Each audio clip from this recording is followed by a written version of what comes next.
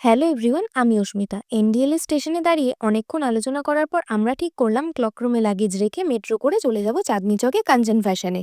জানো তো, আমার অনেক ইচ্ছা ছিল যে আমার রিসেপশনের লেহেঙ্গাটা যখন আমি কিনবো তখন পুরোটা ভ্লগ করে রাখবো, কিন্তু সেটা আর হলো না কারণ ওদের শপের পলিসিতে ভিডিও করা একদমই অ্যালাউ ছিল না আর কেউ করছিলও না। যাই হোক, লেহেঙ্গা কিনে আমরা বের হয়ে খেয়ে নিলাম কুলফি অ্যান্ড তারপর দিল্লির ফেমাস বোথ সাইড রিক্সা করে চলে গেলাম লালকেল্লা দেখতে। এখানে পৌঁছে আমরা নিশ্চিন্তে মজা করছিলাম কারণ আমাদের হাতে অনেকটাই সময় ছিল।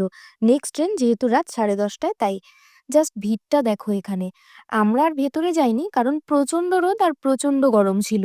আর রোদে ঘুরে ট্যান পড়ে গেলে আবার মুশকিল হয়ে যেত, তাই টোটো করে আমরা চলে আসলাম মেট্রো স্টেশন, তারপর আবার এনডিএলএ স্টেশনে।